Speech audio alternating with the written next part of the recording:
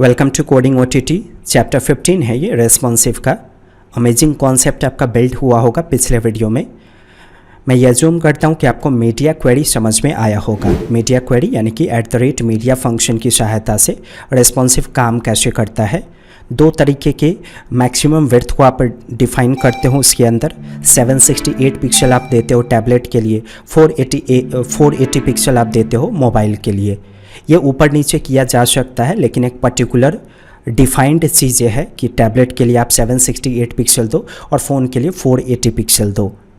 काफ़ी फ़ायदा होता है जब आप रेस्पॉन्सिव का इस्तेमाल करते हो। तो आपने देखा ही होगा कि कोई भी वेबसाइट जब डेस्कटॉप से फ़ोन पे खुलेगा तो डेफिनेटली डेस्कटॉप वाला डिज़ाइन वहाँ पे हम नहीं खोल सकते हैं। अगर ऐसा करेंगे तो बहुत छोटा दिखेगा, यूज़र को उसे ऑपरेट करने में बहुत सारी परेशानी होंगी। इसी वजह से हम रेस्पॉन्सिव के कॉन्सेप्ट को अप्लाई करते हैं।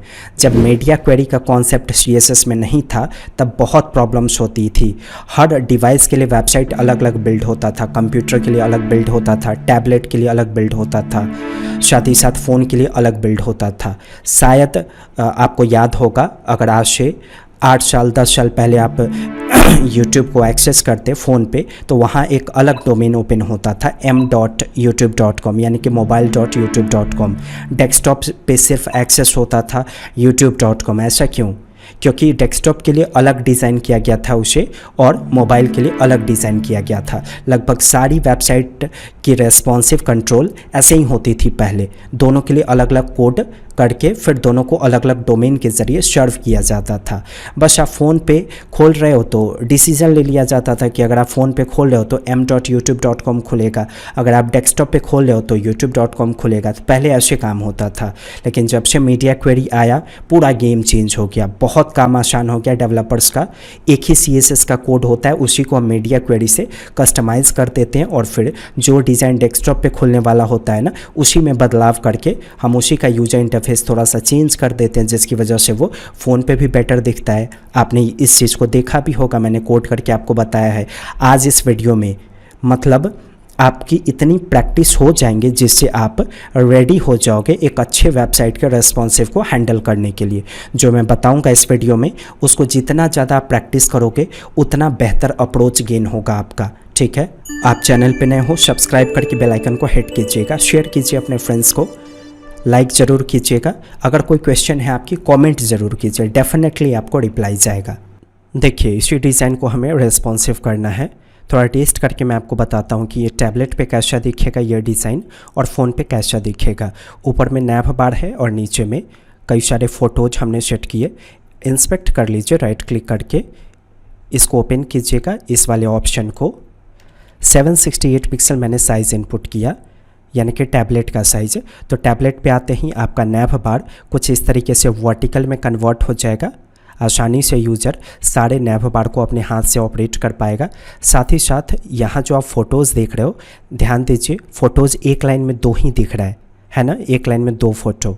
अगर आप डेस्कटॉप पे आओगे तो एक लाइन में 4 फ़ोटो है, लेकिन वही अगर मैं यहाँ टैबलेट पे आऊँ तो एक लाइन में 2 फ़ोटो है।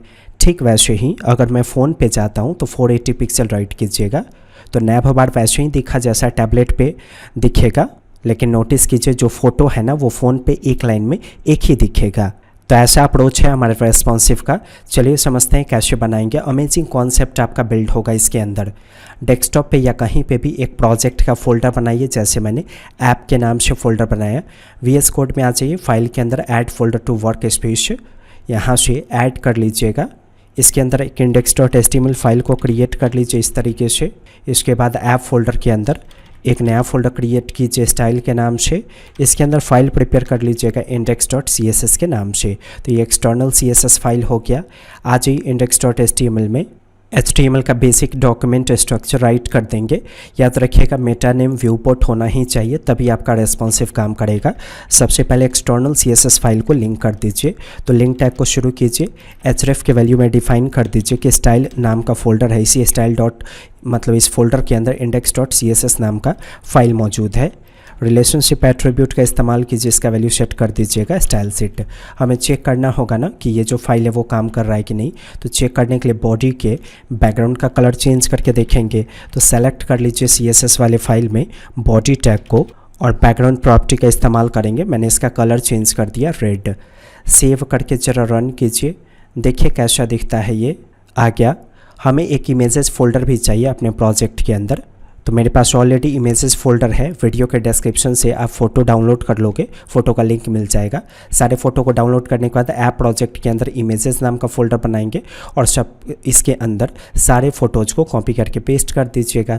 देखिए पहले फ़ोटो का नाम है ए स्पेस ब्रैकेट 1 ब्रैकेट बंद .jpg। इसी तरीके से A2 है, A3 है, A4 है, A5 है, 14 तक फ़ोटो है। सारे फ़ोटोज़ को चलिए सेट करते हैं। इसके बॉडी के बैकग्राउंड कलर को हटा दीजिए, आवश्यकता नहीं है, वो तो टेस्ट हो गया। आ जाइए बॉडी में, बॉडी के अंदर एक डिव टैग को शुरू कीजिए। इसके अंदर नैव टैग को शुरू करेंगे। नैव बार को बनाने के लिए UL टैग, फिर इसके अंदर LI टैग और LI टैग के अंदर एंकर टैग को शुरू करके बंद कीजिए। एंकर टैग के बीच में मैंने होम राइट कर दिया। इसमें href एट्रीब्यूट का इस्तेमाल कीजिएगा, हैश डिफाइन कर दीजिए। जब भी आपके पास पेज ना हो आपके मेन्यू के लिए तो बस href का वैल्यू हैश डिफाइन कर देंगे। होम के बाद मैंने मेन्यू बना दिया इमेजेस के नाम से, इमेजेस के बाद वीडियोज़ के नाम से बना दीजिए, फिर इसके बाद कोर्सेज़ के नाम से बना दीजिए और फिर इसके बाद अबाउट के नाम से बना दीजिए। ऐसे सेव करके अगर आप रन करते हो तो देखिए कुछ ऐसा दिखेगा आपको। अब CSS वाले फाइल में कोड करेंगे। सबसे पहले बॉक्स साइजिंग का वैल्यू बॉर्डर बॉक्स डिफाइन कर दीजिए ताकि पैडिंग की वजह से किसी का विड्थ और हाइट ना बढ़े। तो सारे एलिमेंट को सेलेक्ट करेंगे और बॉक्स साइजिंग का वैल्यू बॉर्डर बॉक्स दे देंगे। ऑलरेडी आप पढ़ चुके हो ये चीज़ मुझसे। नैव टैग को सेलेक्ट कीजिए, इसके बैकग्राउंड का वैल्यू चेंज कर दीजिए, मतलब इसमें कलर डिफाइन कर दीजिए। तो मैंने यहाँ पे कलर का वैल्यू सेट कर दिया ब्लू वॉयलेट, ये वाला सेट कीजिएगा। सेव करके रन कीजिए। इस तरीके का आया। आउटसाइड में आपको स्पेस दिख रहा है ना, उस स्पेस को हटाइए ज़रा। तो वो जो स्पेस है वो आपका बॉडी टैग की वजह से आ रहा होगा। तो बॉडी में जो पैडिंग है और बॉडी में जो मार्जिन होता है डिफ़ॉल्ट, उसको मैंने 0 कर दिया तो वो स्पेस हट जाएगा। अब जो आपका नैव बार है ना वो कम्प्लीटली ऊपर में फिक्स्ड दिखेगा, लेकिन अभी भी ऊपर में जगह दिखा, वो इसलिए क्योंकि नैव बार के अंदर जो UL आपने बनाया है ना उसमें पैडिंग मार्जिन होता है, उसे हटाइए। तो UL को मैंने सेलेक्ट किया, पैडिंग का वैल्यू सेट कर दीजिए 0, फिर मार्जिन का वैल्यू सेट कर दीजिए 0। सेव करके रन कीजिए। चला क्या वो स्पेस? देखिए ये जो UL है ना इसमें बुलेट्स होगा। पैडिंग मार्जिन जो हमने दिया ना उसकी वजह से बुलेट्स छिप गया है अंदर में, उस बुलेट्स को हटाइए। तो लिस्ट स्टाइल प्रॉपर्टी का इस्तेमाल कीजिएगा और इसका वैल्यू सेट कर दीजिएगा नन। तो ऐसा करने से जो डॉट आपको दिखता है ना टेक्स्ट के पहले, जैसे होम इमेज वीडियोज़ के पहले डॉट होगा, वो हट जाएगा। अभी कोई फ़र्क नहीं पड़ा, फ़र्क पड़ा है, दिख नहीं रहा था आपको, वो छिपा हुआ है जो डॉट है ना वो। सारा LI एक लाइन में दिखाना है, तो सारा LI आपका UL में बंद है। तो डिस्प्ले का वैल्यू आप फ्लेक्स दे दोगे तो UL के अंदर जितना भी LI है सब एक लाइन में दिख जाएगा। ऐसा करने से आ गया। जो एंकर टैग है उसको सेलेक्ट कीजिए, टेक्स्ट डेकोरेशन प्रॉपर्टी का इस्तेमाल कीजिएगा और इसका वैल्यू नन कर देंगे। ऐसा इसलिए क्योंकि हमें अंडरलाइन हटाना है। यहाँ देखिए एक अंडरलाइन आ रहा है होम इमेज वीडियोज़ के नीचे, उसको मैंने रिमूव किया टेक्स्ट डेकोरेशन नन की सहायता से। कलर प्रॉपर्टी का इस्तेमाल कीजिए, कलर का वैल्यू वाइट दे दीजिए। फॉन्ट हाइफन फैमिली, इसका वैल्यू सेट कर दीजिएगा सैंस हाइफन सेरिफ। रन कीजिए, ऐसा दिखा। पैडिंग पास कर दीजिए, पैडिंग का वैल्यू मैंने दे दिया 32 पिक्सल। सेव करके रन कीजिए। देखिए जो एंकर टैग है ना वो ब्लॉक लेवल एलिमेंट नहीं है, इस वजह से जब आप पैडिंग दोगे ना तो सिर्फ लेफ़्ट राइट काम करेगा, टॉप बॉटम काम नहीं करेगा। आप चाहते हो पैडिंग चारों दिशा में काम करे एंकर टैग में, तो डिस्प्ले का वैल्यू ब्लॉक कर दीजिए। याद रखिए जो एलिमेंट ब्लॉक लेवल नहीं होता है ना उसमें पैडिंग चारों दिशा से काम नहीं करेगा, इसलिए मैंने एंकर टैग में डिस्प्ले ब्लॉक दिया ताकि ये ब्लॉक लेवल बन जाए और पैडिंग लिखने पे चारों दिशा में 32 पिक्सल पैडिंग काम करे। ये देखिए काम कर गया। 32 पिक्सल थोड़ा ज़्यादा है, आप एक काम करो 24 पिक्सल पैडिंग डिफाइन कर दो। रन कीजिए, ठीक है। अब इस पर ओवर इफेक्ट डाल दीजिए। जो एंकर टैग है ना जब हम इस पर कर्सर ओवर करेंगे तो बैकग्राउंड का कलर कुछ चेंज हो जाएगा, तो आप अपने अकॉर्डिंग कलर दे देना। मैंने फ़िलहाल रेड पास कर दिया। तो सेव करके रन करने पे ऐसा दिखेगा आपको। अब इस साइड में हमें 2 बटन बनाना है, लॉगिन और रजिस्टर का। तो ये जो UL है ना इसके ठीक बाद आप एक डिव टैग शुरू करो। डिव टैग के अंदर बटन टैग को शुरू करके बंद कीजिए, राइट कर दीजिए, लॉगिन। इसके बाद एक और बटन टैग को शुरू करके बंद करेंगे, इसका वैल्यू सेट कर दीजिएगा रजिस्टर। ये जो div टैग है इसमें आईडी या कुछ क्लास का वैल्यू दे दीजिए, जैसे मैंने साइड मेन्यू ये क्लास का वैल्यू इसमें सेट कर दिया। ठीक है, अब इस साइड मेन्यू की सहायता से हम बटन को सेलेक्ट करेंगे और डिज़ाइन करेंगे। आज ही यहाँ पे एंकर टैग में ओवर को पास करने के बाद साइड मेन्यू को सेलेक्ट करेंगे। डिस्प्ले प्रॉपर्टी का वैल्यू फ्लेक्स पास कर दीजिए। डिस्प्ले फ्लेक्स अगर होगा तो बाय डिफ़ॉल्ट अगल बगल में दिखेगा ये, लेकिन अभी भी ये इसके नीचे दिख रहा है। ऐसा इसलिए क्योंकि देखिए यहाँ पे यूएल और ये जो div है वो किसके अंदर बंद है, नैव में। तो नैव में डिस्प्ले फ्लेक्स दीजिएगा तो ही इन सभी मेन्यू के बगल में लॉगिन और रजिस्टर दिखेगा। तो नैव की कोडिंग फाइंड कीजिए, ये रहा। डिस्प्ले प्रॉपर्टी फ्लेक्स पास कर दीजिए। अलाइन आइटम्स का इस्तेमाल कीजिए, सेंटर कर दीजिए ताकि वर्टिकली सेंटर में हो, और रन कीजिए, आ गया। अब जस्टिफाई कंटेंट का इस्तेमाल करेंगे, स्पेस बिटवीन देंगे ताकि लेफ़्ट में ये रह जाए और राइट में ये रह जाए। तो justify content space hyphen between, इस तरीके से। लेफ़्ट में थोड़ा सा जगह मुझे चाहिए ज़्यादा, तो स्पेस बिटवीन मत दीजिए, स्पेस इवनली आप दे दो या स्पेस अराउंड आप दे सकते हो। मैंने इवनली पास कर दिया, देखते हैं कैसा दिखता है। बहुत ज़्यादा जगह हो गया, इसकी जगह पे आप स्पेस अराउंड को पास करो। अब ठीक है, मुझे इनके बीच में गैप्स ज़्यादा चाहिए, इन सारे मेन्यूज़ के बीच में। तो नोटिस कीजिए ये सारा मेन्यू यूएल से बना हुआ है। यूएल के अंदर जो एलआई है आप उसमें डिस्प्ले मतलब उसको आपने डिस्प्ले फ्लेक्स से अरेंज किया, तभी सारा एलआई एक लाइन में दिखा। सभी एलआई के बीच में गैप चाहिए, इसलिए हम यूएल में ही गैप का इस्तेमाल करेंगे। मैंने गैप पास कर दिया 24 पिक्सल का, तो सभी एलआई के बीच में 24 पिक्सल का गैप दिख जाएगा ऐसा करने से। अब लॉगिन और रजिस्टर को डिज़ाइन कीजिए ज़रा। तो लॉगिन और रजिस्टर किसके अंदर बंद है, साइड मेन्यू के अंदर। तो अगर आपको अपने वेब पेज में बटन दूसरा नहीं बनाना है तो सीधे बटन को सेलेक्ट कर लीजिए। हो सकता है आपके वेब पेज में दूसरा बटन बने, इसलिए आप वैसे बटन को सेलेक्ट करोगे जो साइड मेन्यू के अंदर बंद है, समझे। जो बटन है ना उसका बॉर्डर हटाइए, बॉर्डर नन पास कर दीजिए, हट जाएगा बॉर्डर। दोनों के बीच में गैप चाहिए, तो ये दोनों बटन साइड नैव के अंदर बंद है। 16 पिक्सल का गैप दे दीजिए दोनों के बीच में। आ गया गैप, थोड़ा सा और आप बढ़ा सकते हो, 24 पिक्सल का गैप दे दीजिए, सही है। अब ये जो बटन है ना इसमें पैडिंग वगैरह दीजिए। टॉप बॉटम मैंने 16 पिक्सल दे दिया और लेफ़्ट राइट 32 पिक्सल दे देता हूँ। सेव करके रन कीजिए, ऐसा देखा। 32 नहीं दीजिए, लेफ़्ट राइट 48 पिक्सल दे दीजिए। ठीक है, अब इसके अंदर जो फॉन्ट है ना उसको डिज़ाइन कीजिए। तो फॉन्ट हाइफन वेट प्रॉपर्टी का इस्तेमाल करेंगे, इसका वैल्यू सेट कर दीजिए बोल्ड, तो बोल्ड हो जाएगा ऐसा करने से। थोड़ा सा फॉन्ट साइज़ को बढ़ाएंगे तो फॉन्ट हाइफन साइज़ का वैल्यू सेट कर दीजिएगा 18 पिक्सल। सेव करके रन कीजिए, ओके। अब इसके रेस्पॉन्सिव पे काम करेंगे। राइट क्लिक कीजिए, इंस्पेक्ट में जाइए, पहले टैबलेट का साइज़ ओपन कर लीजिए 768 पिक्सल। तो टैबलेट पे कुछ ऐसा दिखा, ठीक है। अब इसको अरेंज करना है हमें। तो मीडिया फंक्शन का आप इस्तेमाल करोगे ना रेस्पॉन्सिव के लिए। मैक्स विड्थ का वैल्यू कितना दीजिएगा, 768 पिक्सल, क्योंकि टैबलेट पे आपको रेस्पॉन्सिव करना है। सबसे पहले हम क्या करेंगे, इसको मतलब कि इन दोनों ये मेन्यू के नीचे लॉगिन रजिस्टर को दिखाएंगे। तो नोटिस कीजिए यूएल और div, मतलब यूएल के नीचे इस div को दिखाना है। तो यूएल और ये div किसके अंदर बंद है, नैव के अंदर। तो नैव में डेफिनेटली आपने डिस्प्ले फ्लेक्स लगाया होगा। ये देखिए नैव में डिस्प्ले फ्लेक्स है ना, इसी वजह से लेफ़्ट में ये दिखा, राइट में ये दिखा। तो अगर आप नैव का फ्लेक्स डायरेक्शन चेंज कर दोगे तो इसके नीचे लॉगिन रजिस्टर दिखेगा। तो आ जाइए यहाँ पे मीडिया के अंदर नैव को सेलेक्ट कर लीजिए, फ्लेक्स हाइफन डायरेक्शन प्रॉपर्टी का वैल्यू सेट कर दीजिएगा कॉल्यूम, इस तरीके से। पेज को रिलोड कीजिए। डेस्कटॉप पे अभी आप हो तो यहाँ पे आपको फ़र्क नहीं दिखेगा, आपको टैबलेट पे जाना होगा। ध्यान दीजिए टैबलेट पे यूएल के नीचे ये दोनों आ गया लॉगिन रजिस्टर। अब जो होम है ना उसके नीचे इमेज दिखना चाहिए, इमेज के नीचे वीडियोज़। तो ध्यान दीजिए जो होम इमेजेस वीडियोज़ कोर्सेज ये वाला जो एलआई है वो यूएल के अंदर बंद है, तो यूएल में भी फ्लेक्स होगा। हमने क्या किया हुआ है, यूएल में डिस्प्ले फ्लेक्स दिया हुआ है, तो आप यूएल का भी फ्लेक्स डायरेक्शन चेंज कर दो। तो क्या होगा, यूएल के अंदर जो एलआई है ना सब एक दूसरे के नीचे दिखना शुरू हो जाएगा।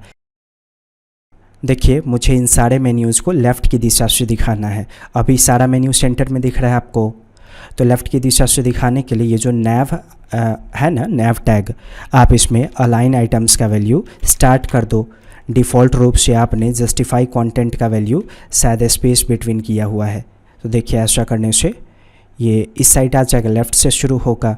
थोड़ा सा पैडिंग मेंटेन करना होगा हमें इसमें। लॉगिन रजिस्टर जिसमें बंद है ना उसमें, तो लॉगिन रजिस्टर जिसमें बंद है उसमें यानी कि उस डिव में आईडी का वैल्यू डिफाइंड है साइड में न्यू, तो आप सेलेक्ट कर लो, पैडिंग का वैल्यू सेट कर दीजिएगा 24 पिक्सल, रन कीजिए। देखिए आ गया पैडिंग, तो इसका रेस्पॉन्सिव हो गया। आप फ़ोन पे भी जाओगे फिर भी ये काम करेगा, क्योंकि फ़ोन पे हम इसमें कोई चेंजेस नहीं करेंगे। जैसा ये टैबलेट पे दिख रहा है ना वैसा ही हमें फ़ोन पे भी दिखाना है, इसलिए फ़ोन से रिलेटेड कोड इसमें राइट नहीं करेंगे नैव के लिए। यहाँ आ जाइए ज़रा, इसको कट कीजिए डेस्कटॉप वाले पे, तो डेस्कटॉप एज इट इज़ दिखेगा जैसा आपने कोड किया था, बस टैबलेट और फ़ोन पे ये रेस्पॉन्सिव में कन्वर्ट हो जाएगा। अब हमें इमेज पे काम करना है, तो index.html में वापस आ जाइए। ये जो नैव है ना, इस नैव के ठीक बाद एक डिव टैग को शुरू कीजिएगा। इसमें कुछ आईडी का वैल्यू दीजिए, जैसे मैंने img बॉक्स ये आईडी वैल्यू सेट कर दिया। इसके अंदर फ़ोटो को सेट कर दीजिए। तो src में आप डिफ़ाइन कर दो कि इमेजेस फोल्डर के अंदर ए स्पेस ब्रैकेट 1.jpg इस नाम का फाइल मौजूद है। 14 फ़ोटोज़ है, तो 14 टाइम्स कॉपी करके पेस्ट कर दीजिए और सबका नाम चेंज कर दीजिए। सेव करके रन कीजिए। काफ़ी बड़ा बड़ा फ़ोटो आया। फ़ोटो को रेस्पॉन्सिव करना, याद रखिए फ़ोटो को जब भी रेस्पॉन्सिव करना होगा ना, तो विड्थ हाइट यहाँ नहीं देंगे HTML में, हम कहाँ देंगे विड्थ हाइट, यहाँ CSS में। तो @media से ठीक पहले img को सेलेक्ट कीजिए। सिंपली विड्थ का वैल्यू आपको सेट कर दो, जैसे मैंने 25% विड्थ का वैल्यू सेट कर दिया। सेव करके रन कीजिए। ऐसा दिखा। इमेज जिसमें बंद है ना उसको सेलेक्ट कीजिए, img के ठीक ऊपर डिस्प्ले प्रॉपर्टी का वैल्यू इसमें सेट कर दीजिएगा फ्लेक्स। सेव करके रन करते हैं। ऐसा दिखा। फ्लेक्स रैप डिफाइन करेंगे ताकि ज़रूरत से ज़्यादा जो होगा वो ब्रेक होकर नीचे आ जाएगा। अभी देखिए एक लाइन में दिख रहा है ना, तो एक लाइन में सबको नहीं दिखाना है मुझे क्या करना है, उसको रैप करना है, यानी कि जितनी आवश्यकता है ना उसके बाद वो नीचे ब्रेक हो जाए। सेव करके रन कीजिए। तो अब देखिए एक लाइन में 4 फ़ोटो दिखा, क्योंकि एक फ़ोटो का विड्थ है 25%, तो 4 फ़ोटो का मतलब हो गया 100%, इसलिए एक लाइन में 4 फ़ोटो दिखा। अब सबके बीच में गैप चाहिए मुझे, तो गैप 24 पिक्सल का दे दीजिए। आ गया गैप, लेकिन ब्रेक होकर नीचे आ गया। ऐसा इसलिए क्योंकि 25% विड्थ जो आपने दिया है ना वो ज़्यादा पड़ रहा है, इसलिए। तो अभी आपको विड्थ को कंट्रोल करना होगा। कैल्क फंक्शन इस्तेमाल कीजिए। 25% में से 24 पिक्सल को माइनस कर दीजिए। अब जितना होगा उतना विड्थ इसमें सेट हो जाएगा। तो याद रखिएगा, माइनस के पहले स्पेस होगा, माइनस के बाद स्पेस होगा, ये दीजिएगा तभी काम करेगा। सेव करके रन कीजिए। ठीक हो गया। ये सेंटर में दिखना चाहिए, अभी ये सेंटर में नहीं दिख रहा है, तो img बॉक्स में जस्टिफाई कंटेंट का वैल्यू दे दीजिएगा सेंटर। सेव करके रन कीजिए। देखिए अब ये सही से अरेंज हो गया। पैडिंग थोड़ा देना चाहिए हमें ऊपर और नीचे, क्योंकि काफ़ी कंजस्टेड है ये नैव बार से। तो img बॉक्स में ही पैडिंग टॉप बॉटम सिर्फ देना है आपको। तो टॉप बॉटम मैंने दे दिया 24 पिक्सल और लेफ़्ट राइट मैंने दे दिया 0 पिक्सल। तो अगर आपको 0 देना है तो px लिखने की आवश्यकता नहीं है। ठीक है, तो शॉर्ट हैंड प्रॉपर्टी मैंने इस्तेमाल कर लिया, यानी कि शॉर्ट हैंड प्रॉपर्टी का वैल्यू। सेव करके रन कीजिए। अब इसका रेस्पॉन्सिव पे काम करेंगे। राइट क्लिक कीजिए, इंस्पेक्ट में चाहिए और यहाँ पे पहले टैबलेट को खोलिए। तो देखिए टैबलेट पे भी 4 फ़ोटो दिख रहा है ना आपको, यहाँ पे मुझे टैबलेट पे 4 फ़ोटो नहीं चाहिए, मुझे 2 ही फ़ोटो चाहिए। तो आ जाइए टैबलेट वाले कोड के अंदर, 768 पिक्सल वाले के अंदर। आप क्या करोगे, img को सेलेक्ट करके बस इसका जो विड्थ है ना 50% कर दो।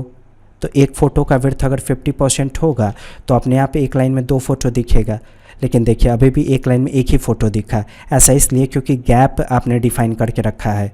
जैसे img का विड्थ सेट करते वक्त हमने यहाँ पे क्या किया है, 24 पिक्सल को माइनस किया है, यहाँ पे किया है ना img के लिए।